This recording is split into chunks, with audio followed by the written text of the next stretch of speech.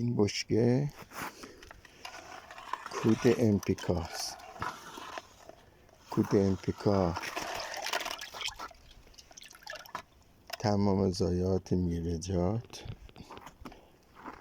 برگای سبز، قهوه، خلاصه هر چیزی که اضافه بود ریختم داخل این بشکه و الان تبدیل شده به یک کود. ببینید اینا برگه سبزیجات و سر شاخه درخت و ایناست. این به هنوز نپوسیده.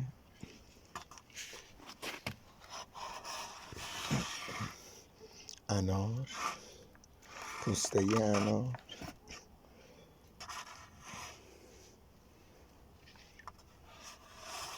آماده است که بزنم به درخت، بزن پا ریشه درخت. ببینید برگه، سر شاخه، هر چیزی که خلاصه گیر دستم اومد ریختم داخل این بشکه و بهش آب اضافه کردم. الان بهترین کود شده. پارسالم درست کردم دادن به این درخت‌ها. بهترین انار امسال بهم داد. خلاصه هر کسی که دوست داره پول بالای کود ندهد خودش کود درست کنه.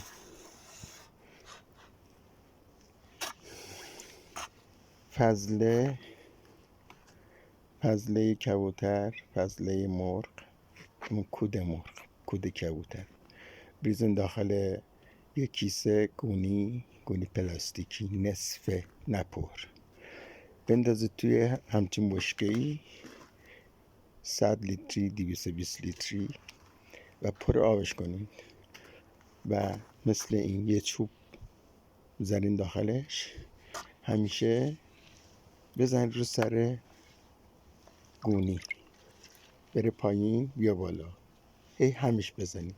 تمام شیره این زل مرغ یا زل کبوتر گرفته میشه و بهترین کود میشه. کود مایع مرغی یا کود مایع کبوتر بهترین کود میشه. و بشکه این که درست میکنید انتخاب میکنید یه شیر داشته باشید مثل این که این پایینش یه شیر داره و میذارین ورودی آب که میاد داخل باغ مثل اینجا یه همچین جایی میذارین، شیر رو سر ورودی آب باشه. موقعی که آب میخواد بیاد داخل باغ باز میکنین شیر رو، این کود مایع همراه با آب وارد باغ میشه. بشکه که تموم شد دوباره آبش کنین، دوباره آبش بکنین و هی هم بزنین، هی شیره با آب میره وارد به تمام باغ. بهترین کود. آبیاری که تموم شد شیر بشکه رو میبندید، دوباره رو همون گونی کود، رو همون گونی زل دوباره آب میریزین، پرش میکنین و میذارین برای آبیاری بعدی. و تو این چند وقتی که موقع آبیاریتون بشه هی هر روز این چوب داخلش هم میزنید که شیره اون زل مرغی یا زل کبوتر گرفته بشه. میتونید از یه گونی زل میتونید 4 مرتبه 5 مرتبه یا شاید هم بیشتر میتونید ازش شیره بگیرید. موقعی که تموم شد گونی میارین از آب بیرون، گونی از بشکه میارید بیرون، خالی میکنید تو آب که برید به باغ. دوباره پرش میکنید، نصفش میکنید، گونی ها میندازید داخل بشکه، آبو میریزین روش برای دفعات بعد که تبدیل به کود مایع بشه. دوباره تمام.